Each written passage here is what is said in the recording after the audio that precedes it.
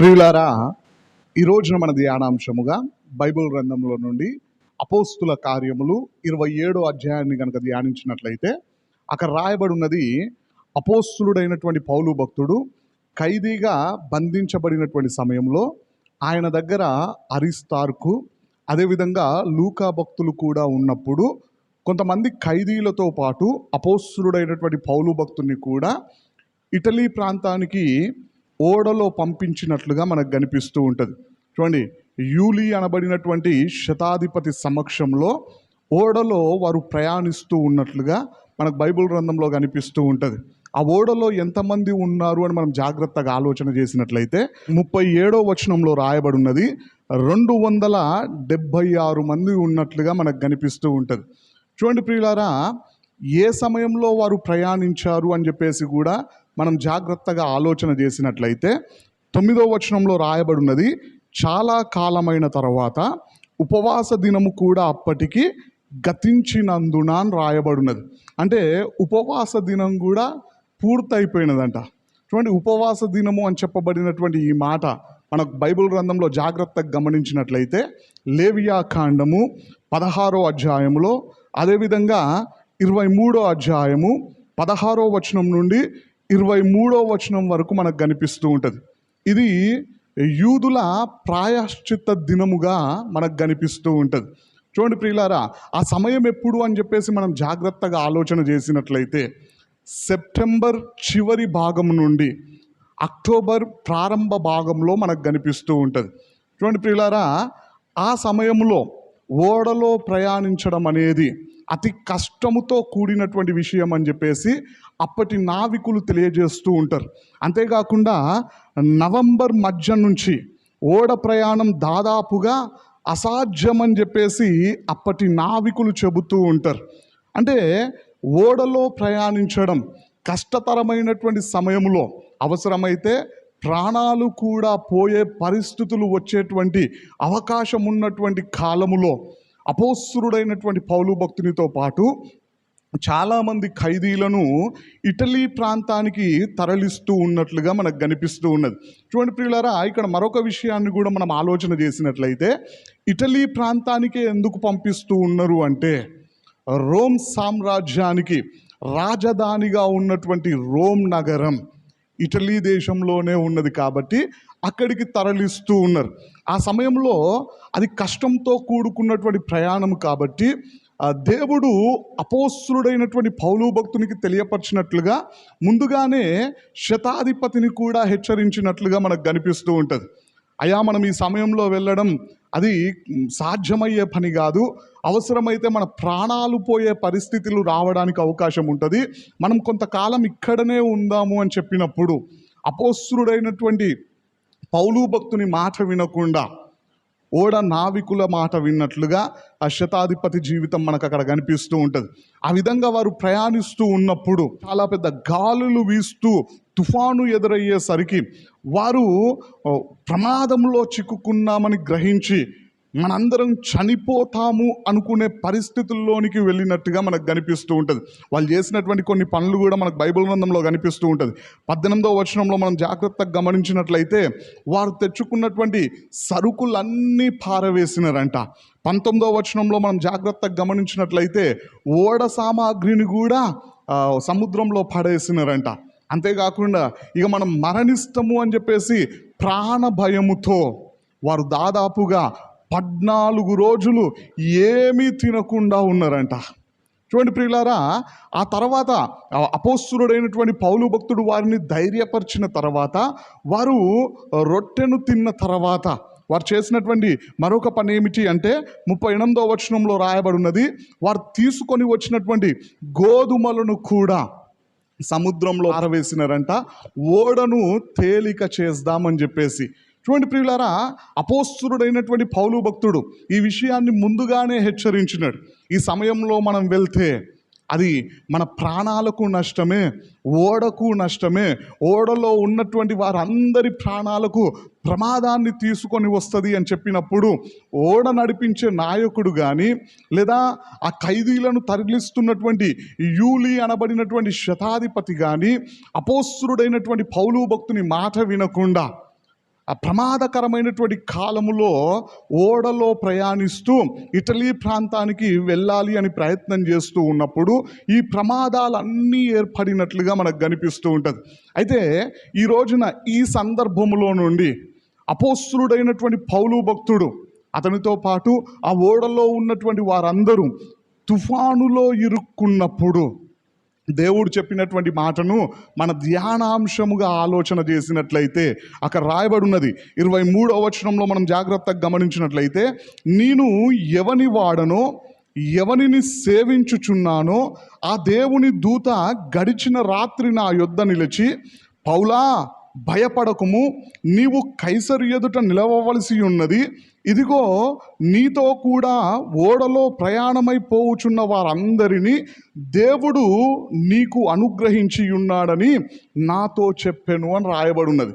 ఇక్కడ మనం జాగ్రత్తగా గమనించినట్లయితే అపోస్తలుడైనటువంటి పౌలు భక్తునితో పాటు ఆ ఓడలో ప్రయాణిస్తున్నటువంటి వారందరూ ప్రాణ భయముతో ఉండి వారు తెచ్చుకున్నటువంటి సరుకులన్నింటినీ సముద్రంలో పారవేస్తూ ఓడను తేలిక చేసే ప్రయత్నము చేస్తూ ఉన్నప్పుడు, ఓడ సామాగ్రిని కూడా సముద్రంలో పారవేసి ప్రాణ భయముతో గడుపుతూ ఉన్నప్పుడు అపోస్తలుడైనటువంటి పౌలు భక్తునితో ప్రభువు తెలియపరిచినటువంటి వర్తమానం ఏమిటి అంటే, పౌలా నువ్వు భయపడొద్దు, నీవు చక్రవర్తి ఎదుట నిలవవలసి ఉన్నది కాబట్టి నీ ప్రాణానికి ఏ ప్రమాదము జరగదు.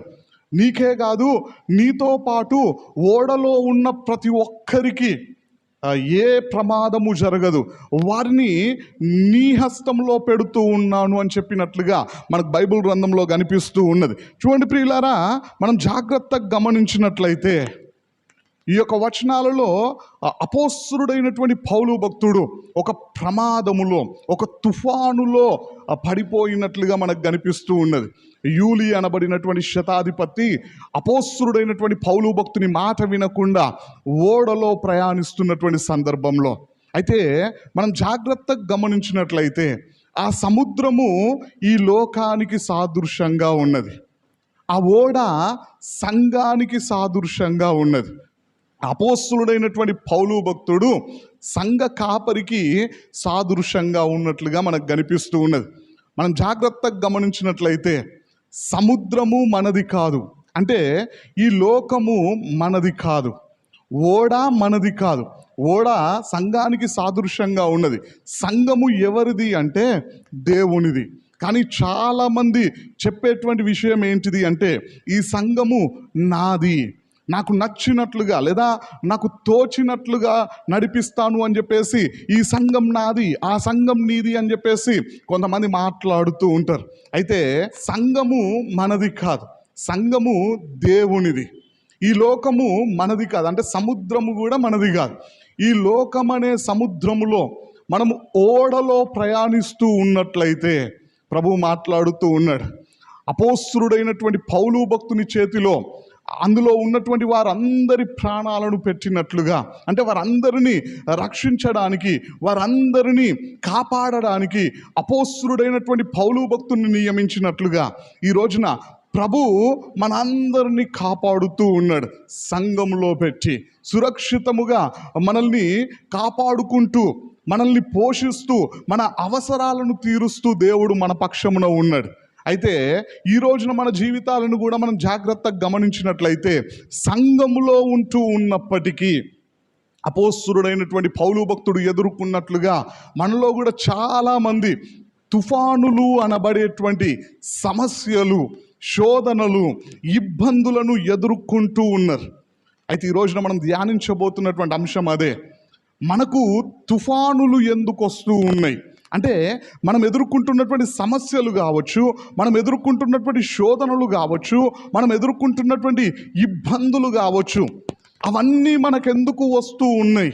మనం సంఘంలోనే ఉంటూ ఉన్నాం కదా, దేవుని హస్తము క్రిందే ఉంటూ ఉన్నాం కదా, అయినా మనకెందుకు వస్తూ ఉన్నాయి అని చెప్పేసి బైబిల్ గ్రంథంలో నుండి జాగ్రత్తగా త్వరగా ఓ 3 విషయాల్ని ఆలోచన చేసినట్లయితే, మొట్టమొదటిగా మనకు తుఫానులు రావడానికి మొదటి కారణం ఏంటిది అంటే, మనందరికీ తెలిసినటువంటి సందర్భమే. చూడండి, యోనా కాలములో యోనా గ్రంథము 1వ అధ్యాయంలో మనకు ఆ విషయాలు కనిపిస్తూ ఉంటాయి. చూడండి ప్రియులారా, యోనా ప్రవక్త తుఫానును ఎదుర్కోవడానికి కారణం ఏంటిది అని మనం ఆలోచన చేసినట్లయితే, యోనా గ్రంథము 1వ అధ్యాయము 1వ వచనంలో ప్రభువు యొక్క వాక్యం సెలవిస్తూ ఉన్నది. యెహోవా వాక్కు యోనాకు ప్రత్యక్షమై ప్రభువు మాట్లాడుతూ ఉన్నాడు 2వ వచనంలో. అయ్యా, నినివే పట్టణస్థులు చేస్తున్నటువంటి పాపము బహుఘోరమైనది కాబట్టి నీవు నినివే మహాపట్టణానికి వెళ్ళి దానికి దుర్గతి కలగబోతున్నది అని చెప్పేసి ప్రకటించమన్నాడు. యోనా ప్రవక్త దేవుని దగ్గర సరే అని కూడా ఒప్పుకున్నటువంటి యోనా ప్రవక్త నినివే పట్టణానికి వెళ్ళాడా అని మనం ఆలోచన చేసినట్లయితే మనందరికీ తెలిసినటువంటి సందర్భమే. అతడు యొప్పే ప్రాంతానికి వెళ్ళి తార్షీష్ పట్టణానికి దేవునికి విరుద్ధంగా లేదా దేవుని మాటకు లోబడకుండా పారిపోతున్నట్లుగా మనకు కనిపిస్తూ ఉంటుంది. ఇక్కడ ఒక చిన్న విషయాన్ని కనుక మనం ఆలోచన చేసినట్లయితే, యోనా ప్రవక్త స్వగ్రామము నుండి నినివే పట్టణము 800 కిలోమీటర్ల దూరంలో ఉన్నది. రెండోదిగా మనం ఆలోచన చేసినట్లయితే, యోనా ప్రవక్త స్వగ్రామము నుండి నినివే పట్టణానికి వెళ్ళాలి అంటే నడుచుకుంటూ వెళ్ళాలి. ఆ రోజుల్లో బస్సులు కానీ లేదంటే ట్రైన్స్ కానీ లేవు కాబట్టి నడుచుకుంటూ వెళ్ళాలి. ఎందుకంటే నినివే పట్టణము సముద్ర తీరాన ఉన్న ప్రాంతం కాదు ఓడలో ప్రయాణించడానికి. కానీ యోనా ప్రవక్త యొప్పే ప్రాంతానికి ఎందుకు వెళ్ళాడు అంటే ఓడలో పారిపోదామనుకున్నాడు. ఎక్కడికి అంటే యొప్పే ప్రాంతము నుండి 3000 మైళ్ళ దూరంలో ఉన్నటువంటి తార్షీష్ ప్రాంతానికి పారిపోవాలనుకున్నాడు. చూడండి, చాలామంది చెబుతూ ఉన్నప్పుడు చెప్పేటువంటి మాట ఏంటిది అంటే, యొప్పే నుండి నినివే పట్టణానికి ఓడెక్కకుండా తార్షీష్ ప్రాంతానికి ఓడనెక్కాడు అని చెబుతూ ఉంటారు. వాస్తవం ఏంటిది అంటే, నినివే పట్టణానికి వెళ్ళాలంటే ఓడలో వెళ్ళడానికి అవకాశమే లేదు. ఎందుకంటే సముద్రము ఆ పట్టణం చుట్టూ లేదు కాబట్టి నడుచుకుంటూ వెళ్ళాలి. కానీ యోనా ప్రవక్త ఆ యొప్పే ప్రాంతానికి వెళ్ళి తార్షీష్ ప్రాంతానికి వెళ్ళేటువంటి ఓడనెక్కినాడు. అందులో పడుకున్నట్లుగా మనకు కనిపిస్తూ ఉంటుంది. కొంత దూరం వెళ్ళినట్లుగా అక్కడ వారికి పెద్ద గాలి ఎదురై తుఫాను వచ్చినప్పుడు ఓడలో ఉన్నటువంటి వారందరూ వారి వారి దేవుళ్ళకు ప్రార్థించినట్లుగా, అంతేకాకుండా వారు తెచ్చుకున్నటువంటి సామాన్లన్నీ పారేస్తూ ఉన్నప్పుడు ఓడ నాయకుడు వచ్చేసి పడుకొని ఉన్నటువంటి యోనా ప్రవక్తను చూసి, ఓయి నిద్రపోతా, నీకేమి వచ్చినది, లేచి నీ దేవుణ్ణి ప్రార్థించు అని చెప్పేసి హెచ్చరించినట్లుగా మనకు కనిపిస్తూ ఉంటుంది. ఆ తర్వాత వారందరూ కలిసి చీట్లు వేసినప్పుడు యోనా ప్రవక్త పేరే వచ్చినది. అప్పుడు యోనా ప్రవక్తను అడిగినప్పుడు యోనా ప్రవక్త జరిగినది మొత్తం చెప్పినప్పుడు యోనా ప్రవక్తనే మళ్ళీ జవాబు కూడా చెబుతూ ఉంటాడు. ఇప్పుడు ఈ తుఫాను ఆగిపోవాలంటే నన్ను ఎత్తి మీరు సముద్రంలో పారవేయండి అంటే అందరూ భయపడ్డారు. కానీ చిట్ట చివరికి సముద్రంలో పారవేసినప్పుడు తుఫాను ఆగిపోయినట్లుగా, గాలి నిమ్మలమైనట్లుగా మనకు కనిపిస్తూ ఉంటుంది. ఆ యొక్క సముద్రములో యోనా ప్రవక్త దేవుణ్ణి జ్ఞాపకం చేసుకొని తన పొరపాటును ఒప్పుకోవడం ద్వారా, దేవుడు గొప్ప మత్స్యమునకు ఆజ్ఞ ఇవ్వడం ద్వారా యోనా ప్రవక్తను తన కడుపులో భద్రపరుచుకొని యొప్పే ప్రాంతంలోనే క్రక్కి వేసినట్లుగా మనకు కనిపిస్తూ ఉంటుంది. అందుకే 3వ అధ్యాయం యోనా గ్రంథం 1వ వచనంలో దేవుడు మరలా మాట్లాడుతూ ఉంటాడు యోనా ప్రవక్తతో, నీవు నినివే అనబడినటువంటి ఆ యొక్క మహాపట్టణానికి వెళ్ళాలి అని చెప్పేసి. ఒకవేళ యోనా ప్రవక్తను గనక నినివే పట్టణపు ఒడ్డున కక్కి ఉంటే, ఆల్రెడీ వచ్చేసినాడు కాబట్టి వెళ్ళు అని చెప్పడానికి అవకాశం ఉండదు. యొప్పే ప్రాంతంలోనే కక్కి వేసింది కాబట్టి మరలా ప్రభువు మాట్లాడినట్లుగా మనకు కనిపిస్తూ ఉంటుంది. అయితే మనందరికీ తెలిసినటువంటి ఈ సందర్భము నుండే మనకు తుఫాను అనబడేటువంటి సమస్యలు, శోధనలు, ఇబ్బందులు, రకరకాల పరిస్థితులు ఎందుకు వస్తాయి అని చెప్పేసి మనం ఆలోచన చేసినట్లయితే, యోనా ప్రవక్త తుఫానును ఎదుర్కోవడానికి కారణం ఏంటిది అంటే అవిధేయత. దేవుని మాటకు లోబడకుండా దేవుని మీద తిరగబడడం ద్వారా, దేవునికి విరుద్ధమైనటువంటి పనిని జరిగించడము ద్వారా, దేవుడు చెప్పిన చోటకు వెళ్ళకుండా తనకు నచ్చిన చోటకు పారిపోవాలి అని ఆలోచించడము ద్వారా ఆ ప్రమాదం వచ్చినట్లుగా మనకు కనిపిస్తూ ఉంటుంది. చూడండి ప్రియులారా, ఈ రోజున మనలో చాలామంది ఎందుకు సమస్యల గుండా వెళ్తూ ఉన్నారు, ఎందుకు ఇబ్బందుల గుండా వెళ్తూ ఉన్నారు, ఎందుకు శోధనల గుండా వెళ్తూ ఉన్నారు అంటే వారు ఓడలోనే ఉన్నప్పటికీ, అంటే సంఘములోనే ఉన్నప్పటికీ, దేవుని బిడ్డలుగానే జీవిస్తూ ఉన్నప్పటికీ దేవుని మాటలకు లోబడుతారా అంటే చాలామంది దేవుని మీదనే తిరగబడుతూ ఉన్నారంట. మనకు బైబిల్ గ్రంథంలో కూడా యెషయా గ్రంథం 1వ అధ్యాయం 2వ వచనంలో కనిపిస్తూ ఉంటుంది. ఆకాశమా ఆలకించుము, భూమి చెవియొగ్గుము, నేను పిల్లలను పెంచి గొప్ప వారినిగా చేసి తిని, అయితే వారు నా మీద తిరగబడి ఉన్నారు అని చెప్పేసి ప్రభువు మాట్లాడుతూ ఉన్నాడు. చూడండి, ప్రభువు తన బాధను ఎవరితో చెబుతూ ఉన్నాడు అంటే ఆకాశముతో, భూమితో ప్రభువు మాట్లాడుతూ ఉన్నాడు. వాస్తవం ఏంటిది అంటే దేవునికి ఆశ ఉన్నది మనతో మాట్లాడాలని చెప్పేసి. అందుకే ఆదాము హవ్వల దగ్గరికి ప్రతిరోజు ప్రభు వచ్చి మాట్లాడేవాడు. మనకి ఆదికాండంలో ఆ మాటలు కనిపిస్తూ ఉంటాయి. ప్రతిరోజు మనతో మాట్లాడాలని ఆశపడుతున్నటువంటి దేవుడు యెషయా ప్రవక్త కాలంలో ఎవరితో మాట్లాడుతూ ఉన్నాడు అంటే ఆకాశంతో మాట్లాడుతూ ఉన్నాడంట, భూమితో మాట్లాడుతున్నాడంట.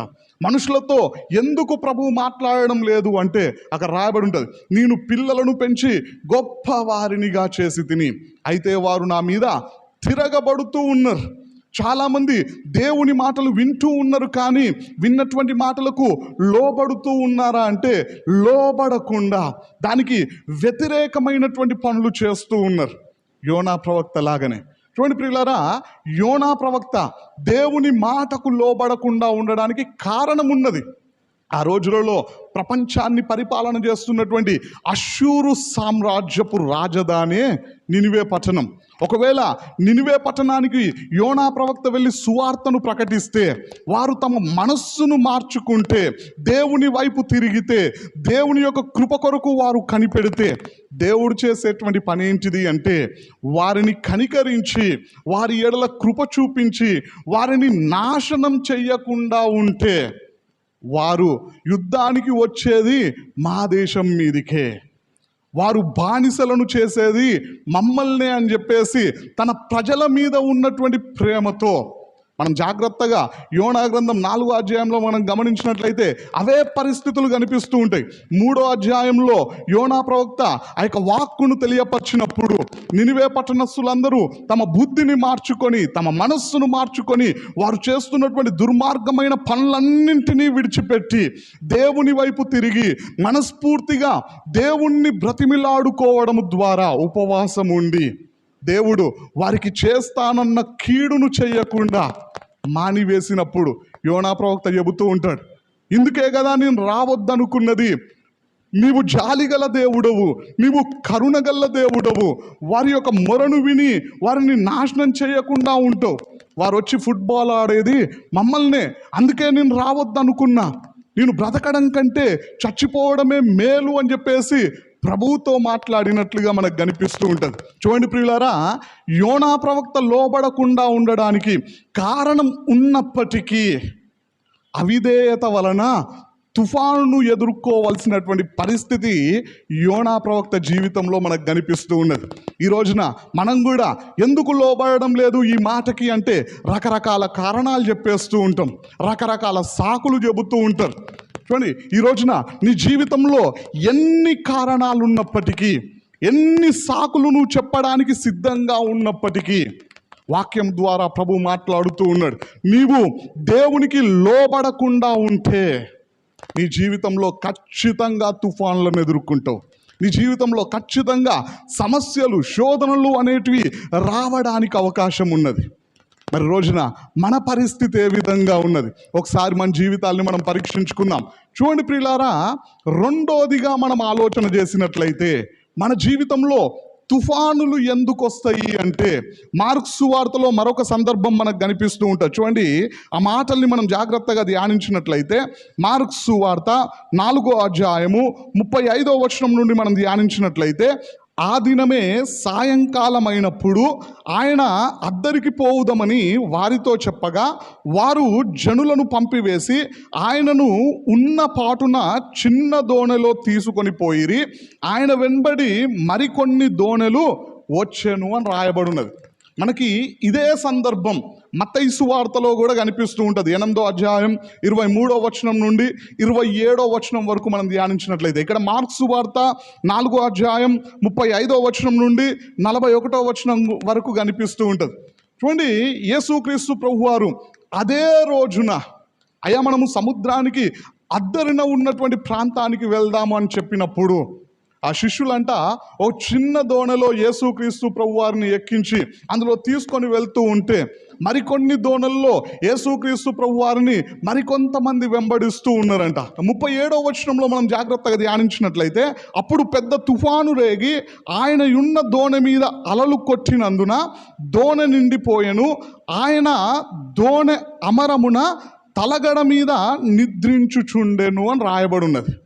చూడండి, ఇక్కడ మనం జాగ్రత్తగా గమనించినట్లయితే యేసుక్రీస్తు ప్రభువారు అద్దరినున్నటువంటి ప్రాంతానికి వెళ్దామని చెప్పినప్పుడు ఉన్న పాటున ఒక దోణెను సిద్ధపరచుకొని వారు వెళ్తూ ఉన్నప్పుడు యేసుక్రీస్తు ప్రభువారు దోణె అమరమున తలగడ మీద తలవాల్చుకొని యేసుక్రీస్తు ప్రభువారు నిద్రిస్తూ ఉన్నారంట. చూడండి, శారీరకంగా ఈ లోకంలో జీవిస్తూ ఉన్నప్పుడు ఆయన ఎంతోమందిని వ్యాధిగ్రస్తులను స్వస్థపరచడం వల్లనో కావచ్చు, సరిగ్గా ఆహారం పుచ్చుకొనక ఉండడం వల్లనో కావచ్చు, అలసిపోయినటువంటి పరిస్థితుల్లో కావచ్చు, యేసుక్రీస్తు ప్రభువారు కొంత సమయం ఆ దోణిలో సమయం దొరికినప్పుడు నిద్రిస్తూ ఉన్నాడంట.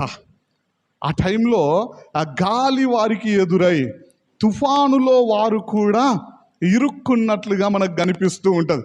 అప్పుడు శిష్యులందరూ ప్రభువు యొద్దకు పరిగెత్తుకొని వచ్చి భయపడుతూ ప్రభువుని లేపి మాట్లాడుతూ ఉంటారు. బోధకుడా, మేము నశించిపోవుచున్నాం, మా ప్రాణాలు పోయే పరిస్థితి వచ్చినది, నీకు బాధ లేదా అని చెప్పేసి ప్రభువును లేపినప్పుడు యేసుక్రీస్తు ప్రభువారు లేచి ఆ గాలిని గద్దించినప్పుడు అది నిమ్మలమైనట్లుగా, తుఫాను ఆగిపోయినట్లుగా మనకు కనిపిస్తూ ఉంటుంది. అప్పుడు ప్రభువు మాట్లాడుతూ ఉంటాడు. మార్కు సువార్తలో ఆ మాట మనకు కనిపించదు, కానీ మత్తయి సువార్తలో కనిపిస్తూ ఉంటుంది. అల్ప విశ్వాసులారా ఎందుకు భయపడుచున్నారు? ఆ శిష్యులతో ప్రభు అన్నటువంటి మాట అల్ప విశ్వాసులారా అని వారిని గద్దించినట్లుగా మనకు కనిపిస్తూ ఉంటుంది. ఎందుకోసం అంటే తుఫాను కంటే ప్రమాదమైనది ఏమిటి అంటే అల్ప విశ్వాసం. అందుకే ఆ శిష్యులను ప్రభువారు హెచ్చరిస్తూ ఉన్నాడు, గద్దిస్తూ ఉన్నాడు. అల్ప విశ్వాసులారా ఎందుకు భయపడుతూ ఉన్నారు? ఎందుకోసం అంటే యేసుక్రీస్తు ప్రభువారి శిష్యులు భయపడాల్సినటువంటి అవసరం లేదు, కానీ వారు భయపడుతూ ఉన్నారు. ఎందుకు అంటే వారిలో సంపూర్ణమైన విశ్వాసం లేదు కాబట్టి, అల్ప విశ్వాసం ఉన్నది కాబట్టి తుఫాను రాగానే, సమస్య రాగానే, ఓ ఇబ్బంది రాగానే వారు ప్రాణ భయముతో ప్రభువు యొద్దకు పరిగెత్తుకొని వచ్చి ఆ ప్రభువును లేపినట్టుగా మనకు కనిపిస్తూ ఉంటుంది. అదే వారికి సంపూర్ణమైన విశ్వాసం ఉన్నట్లయితే వారిలో భయం ఉండదు. ఎందుకోసమని మనం జాగ్రత్తగా ఆలోచన చేసినట్లయితే ప్రకృతి శక్తులన్నీ కూడా ఆ దేవుని అదుపులోనే ఉన్నాయి. అయితే ఇక్కడ మనం జాగ్రత్తగా గమనించినట్లయితే శిష్యులు ఆ విషయాన్ని గుర్తించకుండా భయపడినట్లుగా మనకు కనిపిస్తూ ఉన్నది. చూడండి, వారు తుఫానును ఎదుర్కొన్నప్పుడు ఇక్కడ మనం జాగ్రత్తగా గమనించినట్లయితే వారికి తుఫాను ఎందుకు ఎదురైనది అంటే వారి అవిశ్వాసం వల్లనే సాతానుడు వారికి తుఫాను ఎదురయ్యే విధంగా చేసినట్లుగా మనకు కనిపిస్తూ ఉన్నది. అంటే అపవాది వల్ల ఈ తుఫాను వచ్చినది.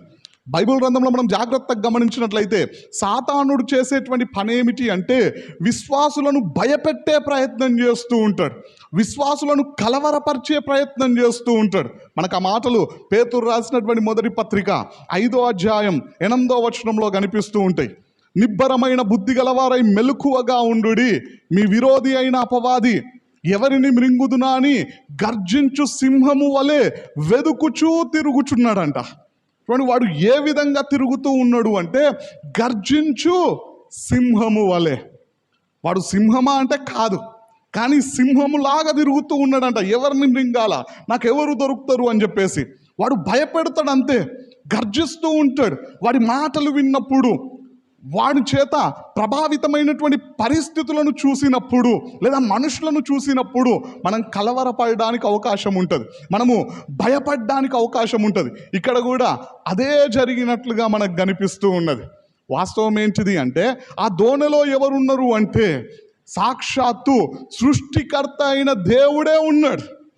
చూడండి, ఆయన నిద్రిస్తూ ఉన్నప్పటికీ ఆయనను తుఫాను ఏమైనా చేయగలదా అంటే ఏమీ చేయలేదు. ఆ విషయం శిష్యులు గుర్తించాలి, కానీ గుర్తించలే. అల్ప విశ్వాసం వలన వాళ్ళు గుర్తించలేకపోయినారు, భయపడిపోయినారు, కలవరపడిపోయినారు. పరిగెత్తుకొని ప్రభువు దగ్గరికి వెళ్ళి ప్రభువును లేపి ఆ ప్రభువుతో మాట్లాడినట్టుగా మనకు కనిపిస్తూ ఉంటుంది. చూడండి ప్రియులారా, మొదటిగా మన జీవితంలో సమస్యలు ఎందుకు వస్తాయి లేదా ఇబ్బందులు ఎందుకు వస్తాయి అంటే, మొదటిది యోనా ప్రవక్త కాలంలో ఆయన ఎదుర్కొన్నటువంటి తుఫానును బట్టి మనకు అర్థమవుతూ ఉన్నది అవిధేయత వలన అని చెప్పేసి. రెండోదిగా శిష్యులు ఎదుర్కొన్నటువంటి ఈ సందర్భంలో నుండి ప్రభువు తెలియపరుస్తూ ఉన్నాడు, సాతానుడు మనల్ని భయపెట్టేందుకు, మనల్ని కలవరపరిచేందుకు లేదా మనల్ని ప్రభువు నుండి దూరం చేయడానికి రకరకాల సమస్యల గుండా నడిపిస్తూ ఉంటాడు, రకరకాల ప్రయత్నాలు వాడు చేస్తూ ఉంటాడు. సాతానుగాళ్ళందరూ కూడా యూనిటీగా ఉండి ఆ ప్రయత్నాలను కొనసాగిస్తూ ఉన్నట్లుగా మనకు కనిపిస్తూ ఉంటుంది. చూడండి ప్రియులారా, మరి రోజున మనము తుఫానులు అనబడేటువంటి సమస్యల గుండా వెళ్ళడానికి ఒకవేళ సాతానుగాడు కారణమా, మన అవిశ్వాసం లేదా అల్ప విశ్వాసం కారణమా, మన విశ్వాసం ఏమైనా తగ్గుతూ ఉన్నదా, లేదా దినదినము విశ్వాసములో అభివృద్ధి పొందే వారముగా దేవుని మీద పూర్తి విశ్వాసం కనపరిచే వారంగా మనం ఉంటూ ఉన్నామా? ఒకసారి మన జీవితాల్ని మనం పరీక్షించుకోవాలండి. చూడండి ప్రియులారా, ఈ సమయంలో మన జీవితంలో తుఫానులు అనబడేటువంటి సమస్యలు, శోధనలు రావడానికి మూడవ కారణాన్ని కూడా ఆలోచన చేసినట్లయితే ఆ మాటలు మనకి మత్తయి సువార్తలో కనిపిస్తూ ఉంటాయి. చూడండి, మత్తయి సువార్త 14వ అధ్యాయము 22వ వచనం నుండి 33వ వచనం వరకు మనం ధ్యానించినట్లయితే అక్కడ రాయబడి ఉన్నది, వెంటనే ఆ జన సమూహములను తాను పంపివేయునంతలో తన శిష్యులు దోణి ఎక్కి తనకంటే ముందుగా అద్దరికి వెళ్ళవలనని ఆయన వారిని బలవంతము చేసెను అని రాయబడినది. ఈ సందర్భం కూడా దాదాపుగా మనందరికీ తెలిసినటువంటి సందర్భమే. మత్తయి సువార్త 14వ అధ్యాయం 22వ వచనం నుండి 33వ వచనం వరకు రాయబడింది. అదేవిధంగా మార్క్స్ సువార్త 6వ అధ్యాయం 45వ వచనం నుండి 51వ వచనం వరకు రాయబడినటువంటి సందర్భం. చూడండి ప్రియులారా, నేను ఇంతకు ముందే ఈ సందర్భాన్ని గురించి వాక్యం చెప్పడం కూడా జరిగినది. ఆ వాక్యము యూట్యూబ్లో ఉన్నది. ఈ సందర్భంలో కూడా శిష్యులు ఒక తుఫానును ఎదుర్కొన్నట్లుగా మనకు కనిపిస్తూ ఉన్నది. చూడండి ప్రియులారా, 13వ వచనంలో రాయబడి ఉన్నది, యేసు ఆ సంగతి విని దోణి ఎక్కి అక్కడి నుండి అరణ్య ప్రదేశమునకు ఏకాంతముగా వెళ్ళను. జన సమూహములు ఆ సంగతి విని పట్టణంలో నుండి కాలినడకన ఆయన వెంట వెళ్ళినారంట. చాలామంది ప్రజలు, ఎంతమంది వచ్చారో అక్కడ రాయబడి ఉంటుంది. దేవాది దేవుడు 5 రొట్టెలను 2 చేపలను 5,000 మంది పురుషులు తినే విధంగా, స్త్రీలు పిల్లలు కాకుండా. మార్క్స్ వార్తలో మనం జాగ్రత్తగా ధ్యానించినట్లయితే అక్కడ ఒక శిష్యుడు లెక్కలు కూడా పెట్టేస్తాడు, ఎంత ఖర్చు అవుతుందో. 8 నెలల శాలరీ ప్రభువా ఇది అని చెప్పేసి ఆయన మాట్లాడినట్టుగా మనకు కనిపిస్తూ ఉంటుంది. ఆ లెక్క చెబుతూ ఉంటాడు. ఆ రోజుల్లో అది 8 నెలల జీతం అండి ఒక వ్యక్తికి. అన్ని డబ్బులు మన దగ్గర ఎక్కడున్నవి అన్నప్పుడు ప్రభు అడిగినాడు, అయ్యా మీ దగ్గర ఏమైనా ఉన్నదా అని చెప్పేసి అడిగినప్పుడు ఓ చిన్నవాడు లేచి మాట్లాడుతూ ఉంటాడు, 5 రొట్టెలు 2 చేపలు ఉన్నాయి, ప్రభువు వాటిని తీసుకొని రమ్మని చెప్పి వాటిని ఆశీర్వదించి పంచిపెట్టమని చెప్పినప్పుడు స్త్రీలు పిల్లలు కాకుండా తినినటువంటి పురుషుల సంఖ్య 5,000 మంది. 5,000 మందికి ఆహారాన్ని పంచిపెట్టిన తర్వాత శిష్యులనంట బలవంతంగా ప్రభువు పంపించినాడంట. సముద్రమునకు అవతల పక్కన ఉన్నటువంటి బెస్తయిదా అనబడినటువంటి ప్రాంతానికి నాకంటే ముందుగా మీరు ఇప్పుడే వెళ్ళండి అని చెప్పేసి బలవంతంగా పంపించి యేసుక్రీస్తు ప్రభువారు ఒక్కడే మిగిలిపోయి ఏకాంతంగా ఆయన ప్రార్థిస్తూ ఉన్నట్లుగా మనకు కనిపిస్తూ ఉంటుంది, జనులందరినీ పంపించి. అయితే రాత్రి 4వ జామున, అంటే దాదాపుగా తెల్లవారుజామున 3 గంటల నుండి 6 గంటల సమయంలో వారికి గాలి ఎదురై ఓ తుఫానులో వారు ఇరుక్కున్నప్పుడు యేసుక్రీస్తు ప్రభువారు దాన్ని చూసి సముద్రం మీద నడుచుకుంటూ వెళ్ళినప్పుడు శిష్యులందరూ కూడా యేసుక్రీస్తు ప్రభువారిని గుర్తించకుండా భూతం భూతమని కేకలు వేసినప్పుడు ప్రభువారు మాట్లాడినారు, అయ్యా నేనే, భయపడకండి అని చెప్పినప్పుడు పేతురు మాట్లాడుతూ ఉంటాడు, దేవా నీవే అయితే నీకులాగా నీళ్ళ మీద నడిచే అధికారాన్ని నాకు ఇమ్ము. నేను నీ దగ్గరికి రావాలని ఆశపడుతూ ఉన్నా, ఈ సముద్రం మీద నడుచుకుంటూ నీలాగా అని చెప్పినప్పుడు యేసుక్రీస్తు ప్రభువారేమి గద్దించలేదు. అయ్యా నువ్వేమనుకుంటున్నావు అని చెప్పేసి హెచ్చరించలేదు.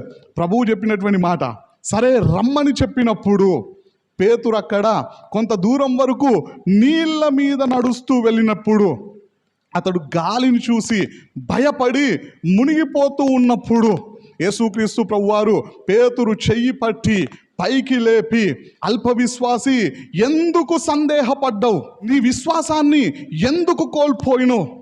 అవిశ్వాసంలోనికి ఎందుకు వెళ్ళావు? నన్ను చూడాల్సినటువంటి నీవు గాలిని ఎందుకు చూసావని చెప్పేసి అతన్ని గద్దించి పైకి లేపి వారిద్దరూ కూడా సముద్రం మీద నడుచుకుంటూ వెళ్ళి దోణలోనికి ఎక్కిన తర్వాత అప్పుడు గాలి నిమ్మలమైనట్లుగా, తుఫాను ఆగిపోయినట్లుగా మనకు కనిపిస్తూ ఉంటుంది. చూడండి ప్రియులారా, ఈ సందర్భాన్ని మనం జాగ్రత్తగా ధ్యానించినట్లయితే ఈ సందర్భంలో తుఫాను ఎందుకు వచ్చినది అంటే దేవుడు వారిని పరీక్షించడానికి ఆ తుఫాను వచ్చినది. చూడండి, దేవుడు పరీక్షించినప్పుడు మన జీవితంలో గొప్ప కార్యాలు జరగడానికి అవకాశం ఉన్నది. అవకాశము ఆ దోణిలో ఉన్నటువంటి 12 మందికి వచ్చింది. కానీ సముద్రం మీద నడిచింది ఎంతమంది అంటే ఒక్కడే. దేవుని కోసం నిలబడింది ఎంతమంది అంటే ఒక్కడే. దేవుని అద్భుతాన్ని అనుభవించింది ఎంతమంది అంటే ఒక్కడే. మిగిలిన వాళ్ళందరూ చూస్తూ ఉండిపోయినారు. ప్రభువు వారు రావడం చూసినారు, పేతురు నడుచుకుంటూ వెళ్ళడం కూడా చూశారు. వాళ్ళకు కూడా అవకాశం వచ్చింది. వారు కూడా ప్రభువు వారిని అడిగితే రమ్మని చెబుతుండేనేమో, కానీ వారు ఏం మాట్లాడలే. పేతురు కూడా నేను వెళ్తాను అన్నప్పుడు, లేదా నేను వస్తాను ప్రభువా అని చెప్పేసి మాట్లాడినప్పుడు శిష్యులందరూ ఆయనకు విరుద్ధంగానే మాట్లాడి ఉంటారు, ఆయన మీద కోపగించుకొనే ఉంటారు. మరి రోజున మన పరిస్థితి ఏ విధంగా ఉన్నది? దేవుని పరీక్ష వలన కూడా మనకి కొన్ని సమస్యలు రావడానికి, కొన్ని ఇబ్బందుల గుండా మనం వెళ్ళడానికి అవకాశం ఉంటుంది. మనకు బైబిల్ గ్రంథంలో అలాంటి వారు ఎంతో మంది కనిపిస్తూ ఉంటారు. ఉదాహరణకి యోబు భక్తుడు, ఆదికాండము 22వ అధ్యాయంలో అబ్రహాము భక్తుడు తనకున్నటువంటి ఏకైక కుమారుణ్ణి ఇస్సాకును మోరియా దేశానికి తీసుకొని వెళ్ళి దేవుడు చూపించబోయే పర్వతం మీద బలిగా అర్పించమన్నప్పుడు అబ్రహాం 3 రోజులు ప్రయాణిస్తూ వెళ్ళాడంట తన కుమారుని పట్టుకొని బలి ఇవ్వడానికి. అప్పుడు ఎంత బాధపడి ఉంటాడో, ఎంత ఇబ్బంది పడి ఉంటాడో చూడండి. అక్కడ మనం జాగ్రత్తగా గమనించినట్లయితే మొదటి వచనంలోనే రాయబడి ఉన్నది, ఇస్సాకు యొక్క బలిని దేవుడు కోరుకోలే, అబ్రహామును దేవుడు పరీక్షిస్తూ ఉన్నాడు. పరీక్షించినప్పుడు ఓ ఇబ్బంది, కొంతకాలం కొన్ని శ్రమల గుండా మనం కూడా వెళ్ళాల్సినటువంటి పరిస్థితులు వస్తాయి, అబ్రహాము వెళ్ళినట్టుగానే. మరి రోజున మన జీవితం ఏ విధంగా ఉన్నది? దేవుడు మనల్ని పరీక్షిస్తూ ఉన్నప్పుడు మనకు తుఫానులు అనబడేటువంటి సమస్యలు, శోధనలు వస్తూ ఉన్నాయా? ఇది ఎవరికి తెలుస్తుంది అంటే మనకే తెలుస్తుంది. ఈ సమస్య నాకెందుకు వచ్చింది, నేను దేవునికి ఏ విషయంలో లోబడుతున్నా, ఏ విషయంలో లోబడడం లేదు అనేది ఎవరికి తెలుస్తుంది అంటే దేవునికి, మనకే. మన ఇంట్లో వాళ్ళకు కూడా తెలిసే అవకాశం లేదు, మన బంధువులకు, మన స్నేహితులకు కూడా తెలిసే అవకాశం లేదు. చూడండి ప్రియులారా, నీకు తెలుసు నువ్వు దేవునికి లోబడుతున్నావా, లోబడకుండా దేవుని మీదనే తిరగబడుతూ ఉన్నావా? ఒకవేళ దేవునికి విరుద్ధంగా నువ్వు ప్రవర్తిస్తూ ఉన్నట్లయితే ఓడలోనే ఉండి, అంటే సంఘములోనే ఉండి దేవుని మాటలను వింటూ, దేవుని యొక్క చిత్తాన్ని తెలుసుకుంటూ, దేవుని బిడ్డగానే జీవిస్తూ నువ్వు దేవునికి లోబడకుండా ఉంటూ ఉన్నట్లయితే నీ జీవితంలో తుఫానులు అనబడేటువంటి సమస్యలు, శోధనలు రావడానికి అవకాశం ఉన్నది. రెండోదిగా ఎందుకు వస్తాయి తుఫానులు అంటే మనల్ని భయపెట్టడానికి, అపవాది వల్ల కూడా తుఫానులు అనబడేటువంటి శోధనలు, ఇబ్బందులు, ఇరుకులు రావడానికి అవకాశం ఉండదు. మూడోదిగా దేవుని పరీక్ష వలన కూడా దేవుడు మనల్ని మెచ్చుకోవడానికి, దేవుడు మనకు కిరీటాన్ని ఇవ్వడానికి, దేవుడు మనల్ని ఆశీర్వదించడానికి, దేవుడు మన గురించి సాతాను ఎదుట గొప్పగా మాట్లాడడానికి దేవుని పరీక్ష వలన కూడా కొన్ని తుఫానులు అనబడేటువంటి సమస్యలు, శోధనలు రావడానికి అవకాశం ఉన్నది. ఈ రోజున నీ జీవితంలో ఎందుకు వస్తున్నాయి తుఫానులు? ఒకసారి మన జీవితాల్ని మనం పరీక్షించి తెలుసుకుందాం. అయితే మనం దేవునికి అనుకూలంగా జీవిస్తూ ఉన్నట్లయితే, సంపూర్ణమైన విశ్వాసాన్ని కనపరుస్తూ ఉన్నట్లయితే, దేవుని పరీక్ష వలన వస్తూ ఉన్నట్లయితే, అపోస్తలుడైనటువంటి పౌలు భక్తునితో మాట్లాడినట్లుగానే మనతో కూడా ప్రభువు మాట్లాడుతూ ఉన్నాడు. అయ్యా, నువ్వు భయపడాల్సినటువంటి అవసరమేమీ లేదు, నీ ప్రాణానికి ఏ ప్రమాదము రాదు, దేవుడు మనకు తోడుగా ఉండగా. అపోస్తలుడైనటువంటి పౌలు భక్తునితో ప్రభువు మాట్లాడుతూ ఉన్నాడు, నువ్వు చక్రవర్తి ఎదుట నిలవవలసి ఉన్నది. ఈ రోజున ప్రభువు మనతో కూడా మాట్లాడుతూ ఉన్నాడు. దేవుని పరీక్ష వలన మనము సమస్యల గుండా వెళ్తూ ఉన్నట్లయితే, తుఫానులు అనబడే శోధనలను ఎదుర్కొంటూ ఉన్నట్లయితే, మనం కూడా భయపడాల్సినటువంటి అవసరం ఏమాత్రము లేదు.